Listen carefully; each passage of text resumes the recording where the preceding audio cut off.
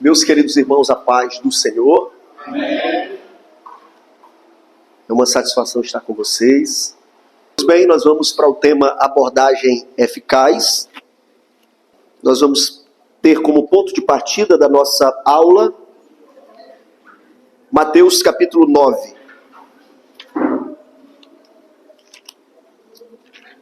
Mateus capítulo 9, a partir do versículo 35. E percorria Jesus todas as cidades e aldeias, ensinando nas sinagogas deles, pregando o evangelho do reino e curando todas as enfermidades e moléstias entre o povo. Vocês, o versículo 36. E veio a multidão, teve grande compaixão deles, porque andavam desgarrados e errantes, como ovelhas que não têm pastor.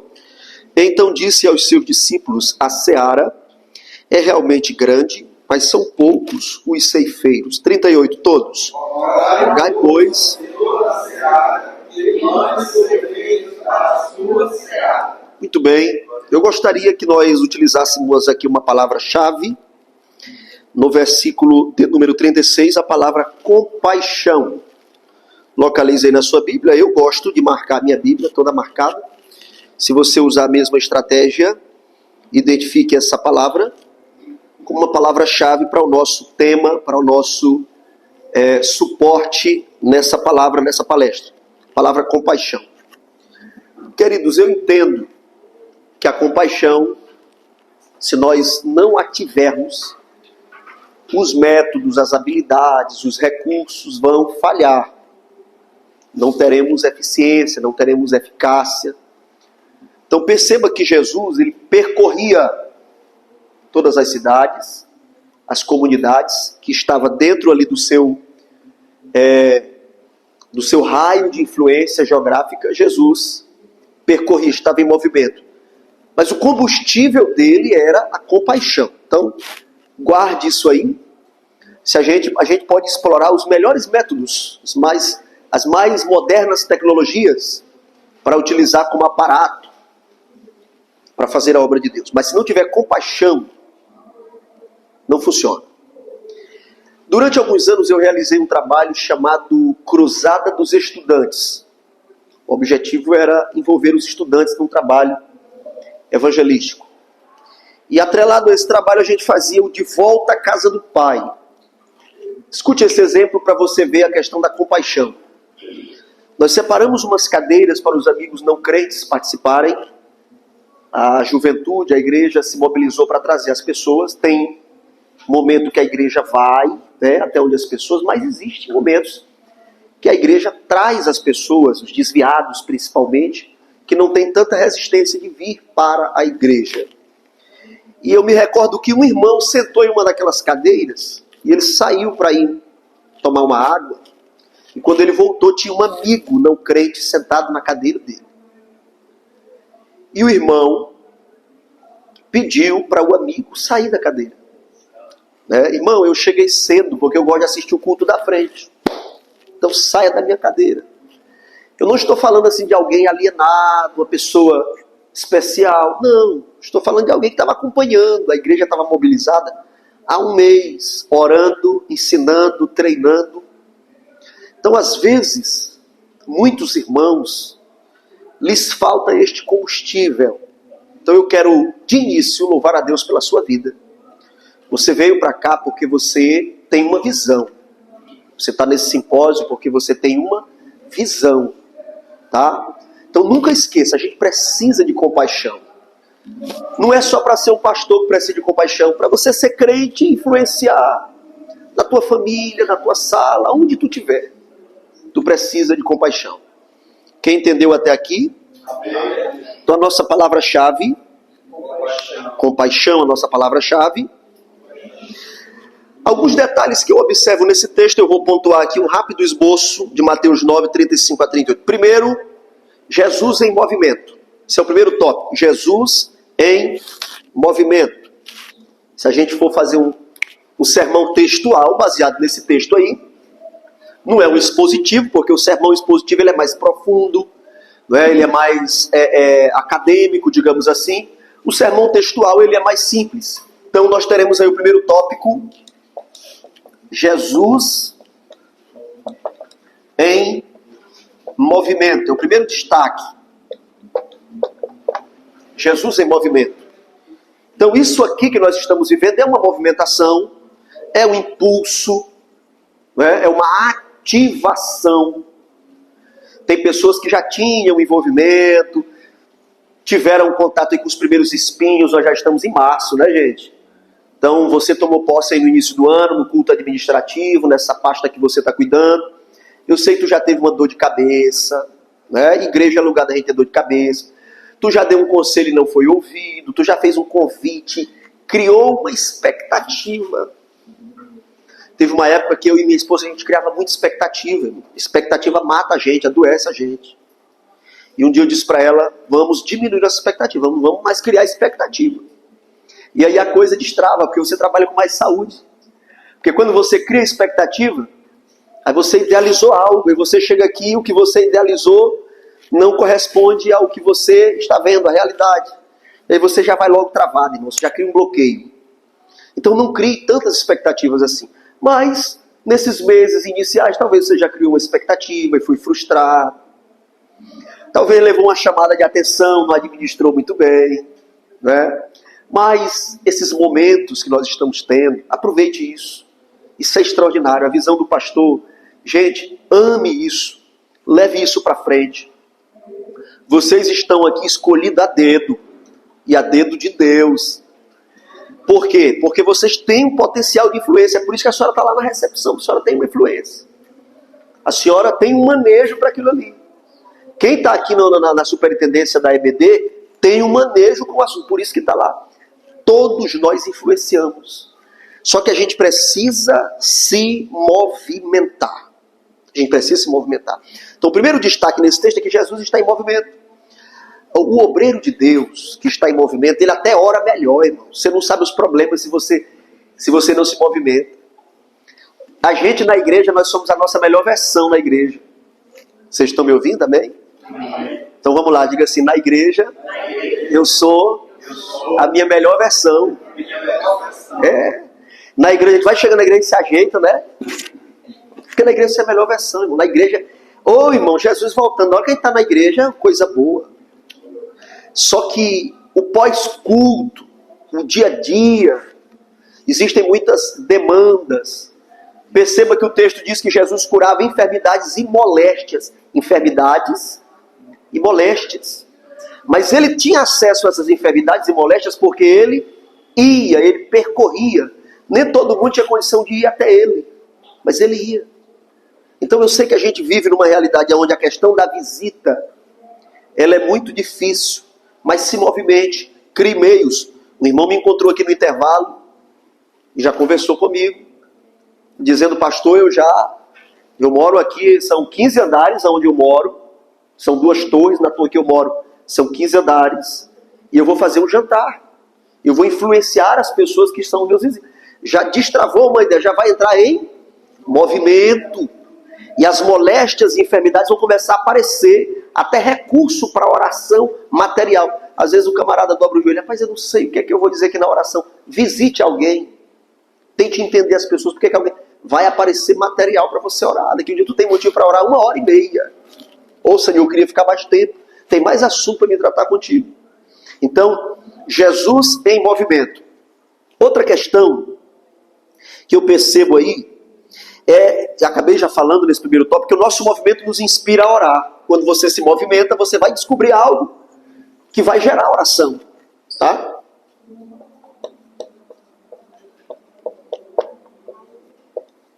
Nosso movimento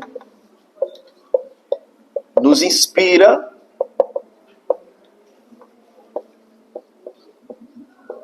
para orar. Quando você entra em campo de batalha, eu vou fazer uma blitz evangelística, eu vou visitar uma escola, eu vou exercer a minha capelania lá no hospital, tu te preocupa logo, meu Deus, se tiver alguém com violência, se um cair endemoniado. E o que é que a gente faz quando a gente tem essas preocupações? O que é que a gente faz? A gente ora. Então o nosso movimento nos inspira a orar. A gente ora antes de sair, a gente ora quando a gente encontra as pessoas e a gente começa a ver coisas. Né? Porque na igreja a pessoa se preparou aquela tarde toda para vir, então ela é a sua melhor versão, ela tem o seu melhor sorriso, ela tem o seu melhor olhar, passou uma maquiagem para disfarçar ali as noites sem dormir. Né? Os irmãos, os homens que têm alguma disfunção emocional, algum problema, na igreja eles são um personagem ali, das 18 horas até as 20 horas, o horário de culto, das 19 até as 21h30, eles são um personagem ali. Então, se a igreja não fizer esse movimento para fora, se a igreja não ir, nós não conseguimos encontrar as pessoas nas suas moléstias e enfermidades. Ok? Então, Jesus nos ensina algo muito grande. A igreja tem que ir, a igreja tem que se movimentar. E esse movimento nos inspira a orar. Terceiro lugar, esse movimento tem que incluir compaixão, que é a palavra-chave. Tem que incluir compaixão, está aí no texto. E a quarta observação, a abordagem não é trabalho, nessa dispensação que nós estamos, essa abordagem não é trabalho de Deus. Não é trabalho de Deus. Você já percebeu que às vezes a gente ora para Deus fazer aquilo que era para a gente fazer? Não é verdade? Senhor, vai ali onde o meu vizinho. Senhor, fiquei sabendo que a moça da frente aqui foi atropelada. Vai lá onde ela no hospital. Já percebeu quem faz essas orações? Porque a gente entende que o trabalho na seara é uma responsabilidade do Senhor da seara. Mas o final do texto aí diz o quê? Vocês podem ler comigo? Vamos ler o 37 e o 38, vamos lá? Mateus 9, 37 e 38. 37 e 38. Vamos ler o 37? 1, 2, 3. Então disse a seus discípulos: a seara é realmente grande, mas poucos são os ceifeiros. 38. Rogai, pois, ao Senhor da seara, que mande ceifeiros para a sua seara. Então a oração não é Senhor, vai. Não é assim que a gente tem que orar. Senhor, vai no hospital. Senhor, vai no ponto de ônibus. Senhor, vai na praia. Senhor, vai na... Não é assim. Não é dessa forma. A oração é: Senhor, me habilita aí. Me dá as ferramentas para ir. Cria uma situação. O Josué Irion, acredito que você já deve ter ouvido falar, um pregador transcultural, entusiasta de missões. Ele sentou no banco de um ônibus, no assento de um ônibus, e um rapaz visivelmente muçulmano senta do lado. E antes que Josué Irion abordasse aquele jovem, falasse com ele, sequer cumprimentasse, aquele muçulmano já perguntou para Josué Irion, pastor Josué, já cumprimentou e perguntou: você conhece Alá? E mandou Alcorão para cima dele. E o pastor Josué Irion saiu daquele ônibus clamando a Deus: Deus, eu preciso ser mais rápido no gatilho. Eu preciso ser mais rápido no gatilho. Então, esse texto de Mateus 9, o último tópico que eu quero destacar aqui é que a abordagem não é trabalho de Deus. A abordagem é o nosso trabalho. Jesus disse: rogai ao Senhor da seara para que envie ceifeiros, para que envie trabalhadores. E quem são esses trabalhadores? Somos nós. Então você sabe uma necessidade? Não, mas eu não sei entrar no hospital. Gente, hoje um curso de capelania está acessível demais. Né? Nós temos aqui alguns minutos, cerca de 20 minutos para finalizarmos esse momento. E eu sei que aqui, pastor João Glauber, é a faísca que vai incendiar. Aqui vai trazer a ideia. Não tem como se passar toda a mentoria, não é? Toda a ideia, todo o projeto. Aqui nós estamos para despertar. A ideia já está no teu coração. Pois não, minha irmã? Olha aí. O preço é super acessível. Você faz no conforto da sua casa, com flexibilidade, né? E eu não sei se o da senhora é assim. Certificado, carteirinha. A carteirinha, você entra no hospital em horários que não é de visita, né? Você tem autorização para entrar, dependendo da situação. Em caso de pandemia, você não tem essa liberdade, mas em tempos normais você tem.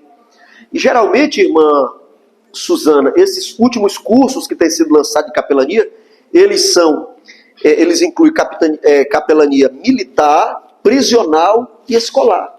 Né? Geralmente vem, principalmente os que são ligados à Associação Brasileira de Capelania, eles incluem essas três modalidades.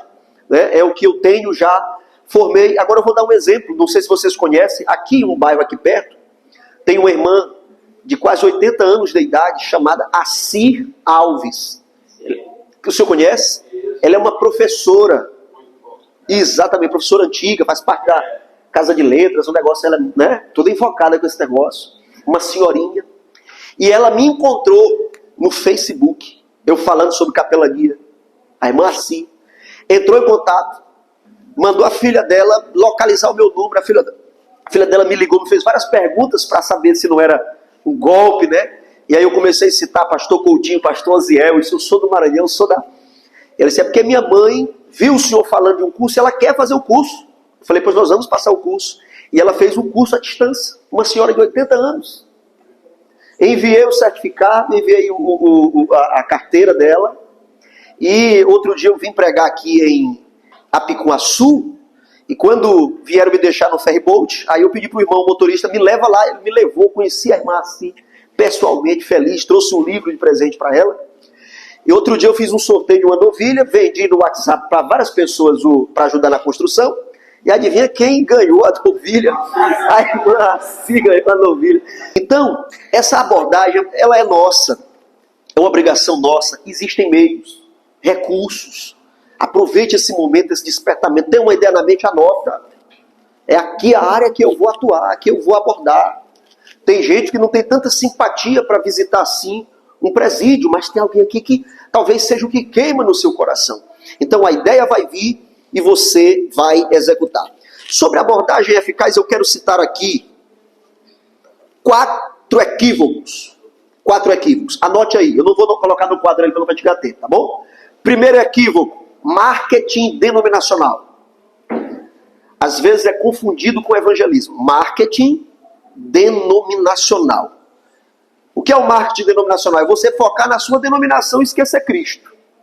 Né? Aí a gente cria nomes. Eu faço isso, já fiz. E não estou dizendo que a igreja não pode fazer marketing denominacional. Só estou dizendo que a igreja não pode confundir marketing denominacional com evangelismo. Você subir num carro de som, dar o endereço da igreja, é válido. Criar um nome para a igreja, um título, a igreja da família, a igreja que ora por você. Aí os jovens colocam na camiseta, não, a nossa igreja e tal, o louvor. Aí, aquilo ali, queridos, no Instagram, por outros meios que existem, é marketing denominacional. Pronto, você está divulgando seu endereço, divulgando sua igreja, a localização, você está presente nas redes sociais, no carro de som, no rádio. Pronto, já estamos evangelizando. Irmãos, o marketing denominacional é um recurso auxiliar. Não é o principal. É um recurso importante, mas não é o principal. Segundo equívoco, anote aí, proselitismo. Proselitismo é puxar, trazer pessoas conversas de outro reduto denominacional para minha igreja. Para mim isso é proselitismo, ok? É investir só nisso aí, é desconhecer a diferença de adesão para conversão. Irmão, eu sou plantador de igreja, em região que já existe igreja. O pastor conhece a história do que foi que aconteceu, por que eu estou no Pará, entendeu? E eu sou obediente, quem manda, quem pode, manda, e quem tem juízo, eu estou obedecendo, e estou lá e Jesus está fazendo a obra. Só que eu tenho orado a Deus para mim não me envaidecer e não confundir adesão com conversão. E eu posso ser sincero para vocês, já teve gente dizendo assim, pastor, eu vou passar para a sua igreja. E eu fiquei pensativo assim, falei, irmão, você tem certeza disso? Porque tu vai vir, eu vou achar bom. E aí talvez não era o que tu queria, talvez eu não sou o que tu está imaginando, não vai se agradar da minha voz, da minha pregação, da minha administração. Aí tu volta, eu vou ficar triste, arrasado. Pensa bem no que tu vai. Foi que houve lá? Tá com raiva do pastor? Pede perdão para ele. Ou então perdoa ele. O que foi que houve? Eu já fiz isso, irmãos. Porque o proselitismo não é a nossa missão primordial. Vai acontecer? Claro, em cidades está acontecendo direto. A pessoa mudou de bairro, aqui tem a igreja mais perto. Esse fenômeno de migração denominacional, ele é contínuo. A gente trabalha... Lá na igreja tem dia que tem um que chega de graça e paz. Outro diz shalom. Outra parte do Senhor. Eu disse, meu Deus, vai chegar um dizendo salam aleikum, qualquer hora dessa. Porque lá na igreja nós temos adesões de pessoas que vieram da presbiteriana. Teve uma irmã que disse que não ia ficar. Ela começou a visitar, disse, ela vai ficar aqui com a gente? Não, eu sou da presbiteriana, não vou ficar aqui não. É porque meu marido quis assistir um culto aqui, aí eu vim acompanhando ele. Tudo bem. Aí eu visitei esse casal. Foi a primeira alma que eu ganhei em Tucumã para Cristo. Eu fui mais um irmão e a esposa do irmão. Um casal me acompanhou na visita. E o nome do irmão se chama Josemar Luz de Souza. Foi a primeira pessoa que eu ganhei para Jesus. E aí depois a presbiteriana começou a continuar. Ela disse, pastor, eu fiz um voto com Deus, que aonde o meu marido aceitasse a Jesus, eu ia ficar. Então como ele ficou aqui, né? Então ela ficou ali. Ela tem, né, alguns traços presbiterianos. Já recebemos uma turma de igrejas neopentecostais. Aqui e acolá chega uns que o louvor... Porque o fenômeno da adesão é recorrente no século que nós estamos vivendo. Vai acontecer. Só que, irmãos, conversão, se você puder anotar essa frase, conversão é mais importante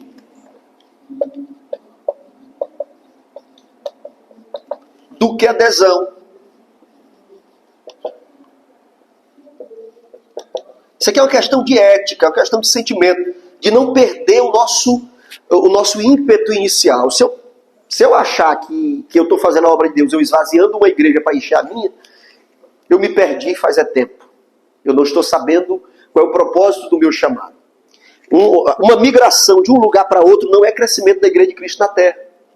Então, é um fenômeno que vai acontecer e nós temos que conviver com isso? Sim, vai acontecer. A gente tem que conviver com isso. Pessoas virão de outras tribos denominacionais, de outros guetos evangélicos. Porém, a nossa visão é que conversões... Não é que a gente vai rejeitar. Não vem para cá não. Não vamos rejeitar, vamos acolher. A pessoa vem por um propósito. A gente cura, trata, apoia, estende a mão.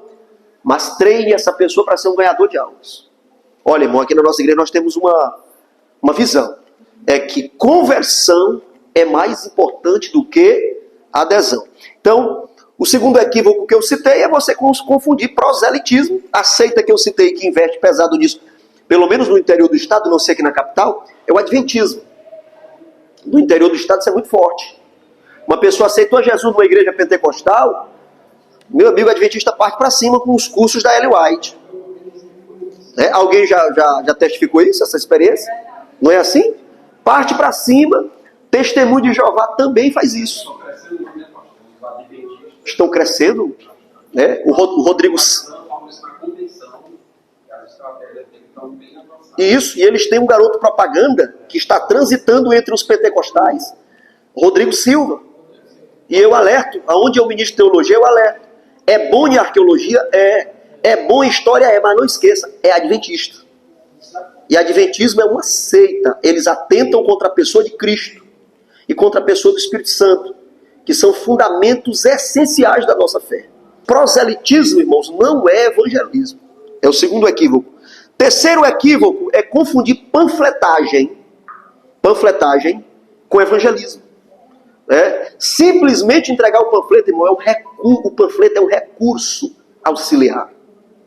O melhor recurso é você que tem que desenvolver a abordagem. Às vezes a gente, em Parauapebas, eu via isso muito quando eu cheguei lá em 2014, a turma, vamos evangelizar, aí panfleto debaixo das portas, amém, glória a Deus, o panfleto vai chegar. Eu falei, a gente tem que ver uma outra estratégia, porque isso aí está limitado. A panfletagem é um recurso auxiliar. Você coloca ali o carimbo da igreja, com endereço, contato da igreja, né? É um recurso auxiliar, mas não é a totalidade do evangelismo. Outra coisa que não é evangelismo é a disputa teológica. Tem irmãos que têm uma tendência a ser uma personalidade voltada para a polêmica. e aí ele estuda bastante heresiologia, e aí ele conhece aí para destruir o mormonismo, né? Testemunho de Jeová, adventista, o que vier, aí o irmão sabe de tudo, aí fica caçando um para brigar no meio da rua. Estou fazendo a obra de Deus. Estou fazendo a obra de Deus. Irmão, não é assim. Essas questões aí, Deus cria situações para você elucidar. Você não vai sair caçando as bruxas aí dessa forma, não. Não é assim. Então a disputa teológica também não é evangelismo. E as redes sociais consomem a gente com isso aí. Consomem.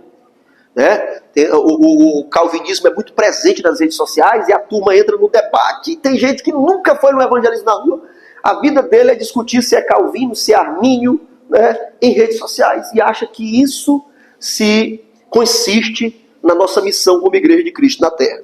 Então é um equívoco. 1 de Pedro 3,15, a Bíblia diz assim: antes, santificai ao Senhor Deus em vossos corações, e estáis sempre preparados para responder com mansidão e temor a qualquer que vos pedir a razão da esperança que há em vós. Vamos lá, abordagem eficaz. Fizemos aqui essas observações com relação a esses equívocos. Observamos lá em Mateus 9, 4 tópicos em relação ao trabalho de Jesus. Jesus em movimento, Jesus com compaixão. O movimento nos inspira a orar. E em último lugar, a missão é nossa. A gente fica mandando Deus fazer aquilo que a gente tem que fazer. Manda Deus visitar, manda Deus salvar. E lá, vai lá, Senhor, a gente quer que Deus discipule e faça tudo. Né? E essa missão é nossa, nós somos o corpo. Eu não uso muito as expressões de alguns evangelistas, mas elas ficam no meu coração. Eu li um livro, eu não ando recomendando muito, porque às vezes a turma olha pra gente com preconceito. O pastor leu esse livro.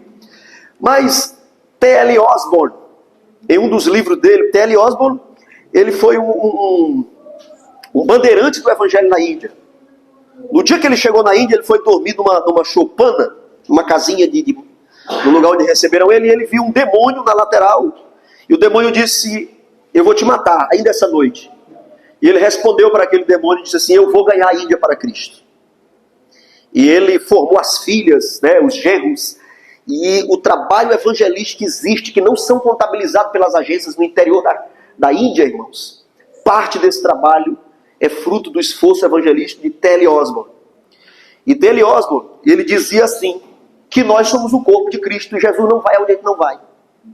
Eu acho a frase muito pesada, não sei se ela se enquadra na nossa teologia, mas pense nessa frase. Gente, eu sou o corpo de Cristo. E para Jesus ir na casa do meu vizinho, é eu que sou o corpo, é eu que vou lá. Né? Vou criar um núcleo aqui na minha casa porque eu sou o corpo de Cristo. E outro dia, eu questionei os irmãos em Tucumã. Eu disse: que corpo somos nós? Somos um corpo esclerosado? A esclerose múltipla é uma doença progressiva, letal e incurável. E a pessoa só fica sadia o cérebro, a pessoa vê tudo que está em volta, mas o corpo não reage mais. A mão não levanta. Eu disse: como é que nós... Eu choquei a igreja com esse exemplo. Tinha um médico do meu lado, e eu confirmava com ele, e nós chocamos a igreja. Irmãos, que corpo somos nós? Será se a nossa igreja é um corpo esclerosado, que a mente, que é Jesus, sabe de tudo, ele é onisciente, mas o corpo morto, parado? Vamos reagir. Então, esses são os detalhes iniciais que eu gostaria de colocar. Com relação à abordagem eficaz, a primeira coisa, que não é novidade, eu não tenho a pretensão de trazer uma novidade, mas é a capacidade, está na página 46 e 47 do livro Missões Urbanas, a capacidade de orar pelas vidas. Irmão, se a pessoa tem uma disfunção na sua vida de oração, ela vai ter uma disfunção na sua missão. Não vai, irmão, não decola. Não decola. Nós que somos assim mais extrovertidos, a nossa personalidade, existe 4 personalidades que foram apresentadas aí pelos estudiosos. Existe o sanguíneo, o colérico, o melancólico e o fleumático. Nós sanguíneos, a gente é muito disposto ao ativismo. E a gente tem que ser, eu já estou dizendo nós sanguíneos, né? E a gente tem que se disciplinar, para ter uma disciplina espiritual, que às vezes você pode confundir serviço para Deus com vida com Deus. Tem gente que ele faz muito para Deus, irmão, não para. É aquela explosão fazendo, mas está vazio porque não teve tempo com Deus. Então, para a gente fazer uma abordagem eficaz, você tem que ter vida com Deus. Pois não, meu pastor? Pois não, meu pastor? A oração, né, que falou, a gente tem uma experiência com aquela frase, né, que até do nosso bandeira, né? Muitas vezes vai ter, posso orar com você. Exatamente. Aí eu fiquei, quando eu já fiz essa frase, a gente começou a praticar isso, né? 2 anos. E eu tive umas experiências que realmente a pessoa que coloca a camisa, né? E tem comunhão com Deus, não é a camisa, né? Mas está em comunhão com Deus. Ele transmite vida. Transmite vida. Eu tive experiências que a pessoa chegava para mim. No 7 de setembro, ela chegou para mim. O senhor pastor, olha por mim. Que coisa extraordinária. Isso é fantástico. É. A pessoa chega para você e você olha por mim lá na tendazinha da nossa barraca. Eu orava por elas, tendo uma oração com lágrimas. Que coisa boa. Que coisa boa. Entendeu? Extraordinário. A abordagem que você se aproxima da pessoa, já vê a frase, já vai se derretendo. Que coisa boa. Agora, é importante essa frase, né? Ficou uma frase, é algo que estraga. Porque quem já viu aqui, esse pessoal fica no Mateus, eu pensei uma turma que fica agora no Mateus, no supermercado, aí eles chegam com o livrozinho na mão e dizem assim, eu posso falar com você? Aí eu se pronto, acaba, estragou o negócio. Na hora que é vender o material. São vendedores, né? São vendedores, são estrategistas. Lá em Tucumã tem dessa raça também. Já oraram por mim e diz depois é R$20 o livro. Eu disse, olha. Os caras são bandidos. Eles chegam são bandidos. Posso falar com você? Aí eu só faz uma olhadinha para ficar no projeto. Estragando o projeto. Aí eles podem falar aquele negócio que oferece, né? Exatamente. E aí tem muitos bandidos lá que assaltaram até carro aqui no Mateus aqui. Usando essa estratégia. Terrível, irmãos. Então, parece algo simples, irmãos, mas não é. Precisa ter conteúdo, vida com Deus. Isso é muito sério. Eu, mas a Érica, no carnaval do ano passado, nós oramos por um rapaz, eu disse, vai para casa, toma um banho, não bebe mais cachaça. Ele disse, pastor, o senhor está enganado comigo, eu não bebo. Não é só no carnaval, pastor. Eu bebo, e se o senhor me encontrar aqui, eu vou estar bêbado direto, porque eu não consigo fazer beber. Eu falei, poxa, o que está acontecendo contigo? Comecei a conversar e ele disse assim, eu já matei pessoas. Isso aqui é uma fuga da realidade. Mas aquela oração foi a conexão, né? Aquela pessoa, depois eu encontrei ele na frente de um hotel e lembrei dele, fui aonde ele, e ele disse, o senhor lembrou de mim. Então são conectores que Deus cria, né? Então você precisa estar preparado para orar pelas pessoas, orar com sinceridade. Os nossos pastores, desde quando eu cresci na igreja, eu fui consagrado auxiliar com 13 anos de idade. Os nossos pastores já nos dão as orientações que eu sei que você já tem. Às vezes não podemos orar de olho fechado, né? Os pastores orientam. Cuidado com a gravata, né? Senão você pode entrar no céu primeiro, porque é a alma que você está querendo ganhar. Eu acho que assim, eu já vi muitas irmãos, pastores, você está orando do Pai Nosso. Eu entro no coração do Pai Nosso. É a estratégia de Deus. É linda, é perfeito. Aí eles ficam espantados. É um conector com os católicos. Não é deles, é de Jesus, é da Bíblia. Aí eu lembro do Pai Nosso no hospital, eu chego no hospital, eu entro no quarto falando do Pai Nosso, todo mundo. Aí depois eu... Tá. Oração de arrepiar. É coisa de Deus, é coisa de Deus. Falei, o senhor vai estar no velório, pois ore, faça um culto lá, tem vidas, tem almas. E esse ancião fez. Então você não vai lá por causa de quem foi, de quem partiu, discutir se está no céu, no inferno, no purgatório ou no limbo. Você vai lá para mostrar para os amigos que a vida é como uma chama de uma vela, pode se apagar, é a brevidade da vida. Então aquilo ali é uma ilustração perfeita para... Eu lembro que morreu uma pessoa que parte da família era crente e a parte da família era católica. E os católicos chamaram o padre e aí os irmãos crentes da família, o senhor tem coragem de ir? O padre já está lá, eu estou dentro. E aí o padre já chegou e disse, eu não vou fazer a minha parte primeiro. O pastor faz, não tem problema. E eu ministrei a palavra naquele velório. E os irmãos ficaram glorificando a Deus, os parentes católicos por longe. Quando eu terminei a minha parte, eles chegaram para perto, o padre jogou água benta, caiu na minha cabeça. Não tem problema. Não tem problema. Eu fui lá e parabenizei o padre, amém, eu fiz a minha parte aqui, preguei o evangelho, né? Então, às vezes, os nossos paradigmas, eles nos amarram, nos algemam, né? Então, essa colocação do pastor foi perfeita. Outra coisa, sensibilidade diante da realidade trágica do pecado. Eu estava evangelizando no carnaval e tinha um irmão comigo fazendo piada de todo mundo que passava. Era um senhor que tinha idade de ser meu pai. E na madrugada eu pedi carinhosamente para aquele irmão, né? Chamei-o à parte. Olha, nós temos que ter sensibilidade e misericórdia. Passava alguém lá vestido de múmia, ele fazia uma piada, ria. Outro fantasiado de Homem-Aranha, não sei o quê, e ele ria. E tudo. Você não transmite respeito e nem confiabilidade dessa forma. Sensibilidade, irmão. Se você vai para o campo de batalha, você não tem sensibilidade. Irmãos, aquelas pessoas são candidatas ao inferno. Nós temos algum desviado de estimação. Eu já vi irmã que pega pessoas, bota debaixo do braço, é minha filha, ela até ajuda na igreja e fica intimidando a gente para não convidar a pessoa para aceitar Jesus. Ela bloqueia. Eu estava num culto de jovens, chegou uma pessoa que na mentalidade dos demais era uma pessoa importante na sociedade, e teve uma jovem que quis me interceptar para me não convidar aquela pessoa para aceitar Jesus. Não chame não, que isso aí temos que ter sensibilidade. Ela é um candidato ao inferno. Pois não, meu amado? Irmão Júnior, eu não acredito na predestinação individual. Eu acredito na predestinação coletiva. Todas as vezes, se você pegar a carta de Efésios, Paulo fala muito lá, eleito. E todas as vezes que ele usa a expressão eleição ou predestinação, ele usa o pronome nos. Né? Nos predestinou. Sempre há o nós, somos predestinados. Porque onde está a predestinação? Na igreja. Quem está na igreja está predestinado. É um ônibus que sai de uma rodoviária e vai chegar na outra. Quem estiver dentro do veículo vai chegar naquele destino. Quem descer, não chega. Então, a igreja é predestinada. Agora, individualmente, não. Porque não teria sentido. Primeiro, se a predestinação... Se a predestinação ela fosse realmente como os calvinistas dizem, Deus seria o primeiro culpado. E nós estaríamos limitados no aspecto da justiça. Como falar de um Deus justo que já escolheu alguns para o inferno e outros para o céu? Até o diabo estaria inocente dessa história, porque o diabo foi o primeiro pecador.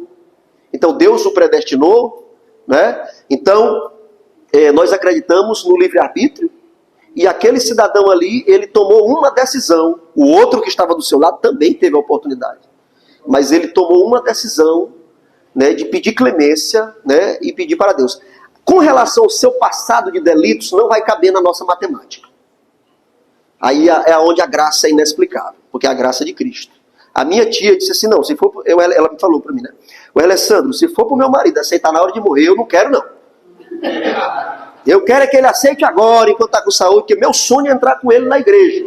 Eu disse, não é assim não, tenha misericórdia, né? Porque pode acontecer, né? Tentei sensibilizá-la.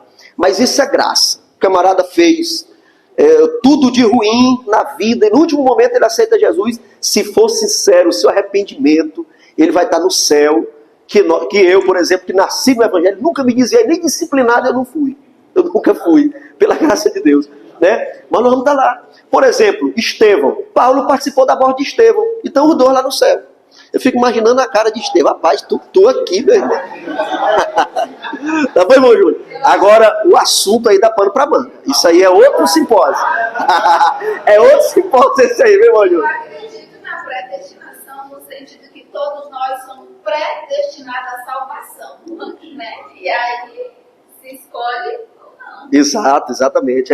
Olha, perceba que sempre há a questão de escolha. 2 caminhos, 2 construções, uma na rocha, outra na areia, 2 portas, né? Para todo, olha a condição, olha o condicional. Para todo aquele que nele crê, não pereça. Eu finalizo, que já deu o nosso horário. A capacidade de sofrer flagelos por amor ao Evangelho. O que é flagelo? É uma ameaça, é um murro, é uma taca. Tem um engenheiro que trabalha comigo, nós fomos evangelizar no período da pandemia, e um cidadão, na rua, a gente pregando no carro de som, estava tendo culto na igreja e tal, e um cidadão chegou para cima dele, e aí eu tomei a frente, o meu auxiliar, irmão, de oração, homem de Deus, tomando Santa Ceia, tudo certinho. Às vezes, irmãos, a Marisa Lobo, que é uma psicóloga cristã, ela disse, às vezes, antes de você oferecer tratamento, se trate primeiro. Cuide, senão eu tenho que dar uma melhorada aqui para ver se eu posso ir lá. Beleza? Outra coisa, com relação aos cuidados a serem tomados. Cuidados, os nossos pastores nos ensinam, evangelizar acompanhado, né? Você vai abordar uma mulher, você é um homem, abordar uma mulher, esteja com a esposa, ou então com outro obreiro, outro irmão. A Bíblia diz fugir da aparência do mal. Se não há abordagem. Se você não tem alguém ali, irmão, para te defender, se uma mulher te acusar que tu assediou, está no meio de um carnaval aqui evangelizando, tu chega para abordar alguém sozinho, uma mulher. Se ela gritar e chamar o guarda, ei polícia, camarada aqui me tocou em mim, me abusou. Já era, meu amigo. Já era, cadê a chave?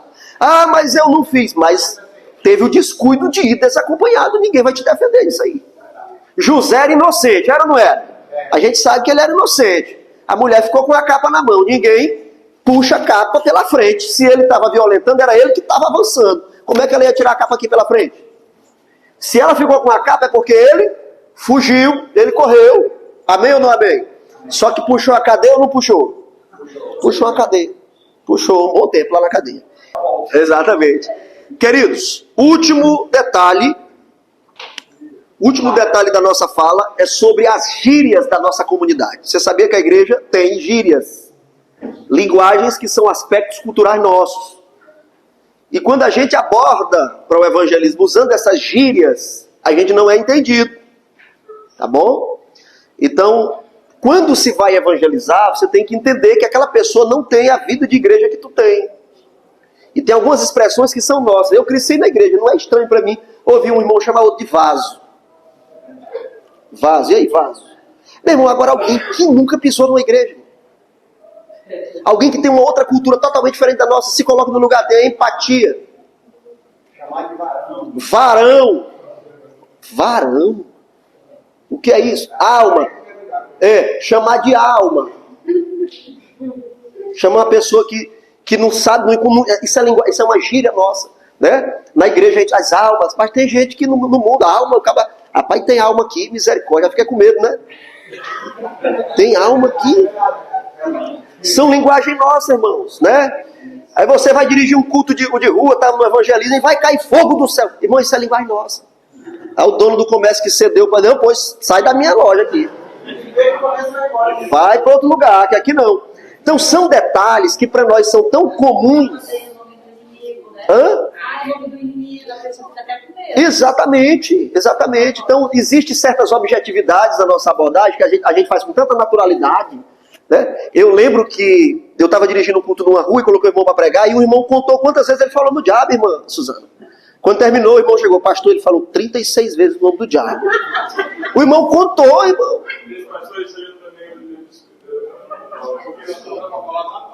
Jesus é o centro. Exatamente. Tem um livro da missionária da minha igreja, da nossa primeira dama do nosso campo, esposa do pastor presidente que fica lá em Paropebas. Ela escreveu um livro chamado Os Banquetes de Esté. Foi eu que fiz a edição do livro, todo o processo editorial. E ela tem uma frase lá no livro, a irmã Elícia Alves, e ela diz assim, que a presença do rei ofusca o inimigo. Ela se baseia no texto que o rei Assuero foi para o banquete de Esté, e o Amã, o perigosão, que tinha assediado ele para fazer a lei, para matar todos os judeus, estava lá. Mas em nenhum momento Esté se reporta ao inimigo, com escândalo, apontando, não, meu rei, venha ao banquete. Aí no primeiro banquete ela chamou para o segundo banquete, ela deu toda a atenção ao rei Assuero. E aí no momento que o rei perguntou do que se tratava, e ela com sabedoria coloca, olha, o nosso povo vai morrer, como poderia eu estar alegre e tal. E ela trata a temática, e o rei fica confuso, se afasta, o Amã vai procurar convencer ela a retirar o que tinha dito, e o rei interpreta que o Amã está abusando. Exato, aí manda ele para a forca. Mas em nenhum momento ela cria um cenário de escândalo para focar em Amã, e às vezes nós estamos focando demais no diabo, né? E o irmão falou para mim, pastor, ele falou no diabo 36 vezes. Eu falei, meu Deus, irmão, em quantos minutos ele pregou? Olha, não foi 10. Eu falei, rapaz, pois foi diabo demais nessa pregação. Esse negócio de evangelizando, a pessoa tem que ter muito cuidado, uma visão. Eu não era O nosso horário já deu, é verdade. E aí, nesse dia, eu estava jogando sinuca no bar, Isso. perdendo bastante dinheiro que eu estava jogando apostado. E chegou um irmão para evangelizar, né? E uma irmã chegou para mim e começou a falar, né? Eu aqui jogando e escutando, né? Ela falando, e teve uma hora que ela chegou e começou a pegar pesado, dizendo que eu ia pro inferno, se não aceitar Jesus, não sei o quê. Aí nessa hora eu vi para ela, eu disse, eu vou dizer uma coisa bem aqui. Se a senhora não sair de perto de mim, eu vou quebrar esse taco. O senhor tem quanto tempo de crente, meu santo? Ah, graças a Deus. E aí, rapidamente, por que eu estou falando isso? Porque às vezes, irmão, a gente vai evangelizar uma pessoa, né? A gente tem que saber chegar. É verdade. Porque assim, se já for pegando pesado desse jeito, não vai dar certo. É verdade. Jesus pediu para a mulher, me dá água. Olha, agora o tempo já terminou aqui, é com vocês agora. Só essa indicação. Meu irmão, a irmã é séria. Aí faleceu uma senhora, não era crente. E a filha era. Aí a filha levou um grupo de crentes para levar uma palavra de consolo para o pai dela. E ali o pai, que também era crente, perguntou para a filha: minha filha, tua mãe morreu, não era crente. Para onde ela foi? Ela disse: não, ela foi para o inferno. O pai mandou todo mundo sair da casa. Meu Jesus.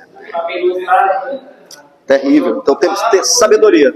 Tem que ter sabedoria. Tem que ser sabedoria para. Vai chegar o momento de tratar esses temas. Deus queria, mas a proposta inicial é mais suave, né? Jesus pediu água para a mulher, começou a conversar. Você vê que o tema dos maridos dela é os temas finais, né? E ela diz: veja, tu és profeta, beleza? Então, questão da abordagem, usando as nossas gírias, você leva mais confusão, né? Chamar de vaso, fogo do céu, alma, varão, meu amigo. Outra coisa, chama a pessoa pelo nome. Uma coisa mais suave é você, como é o seu nome?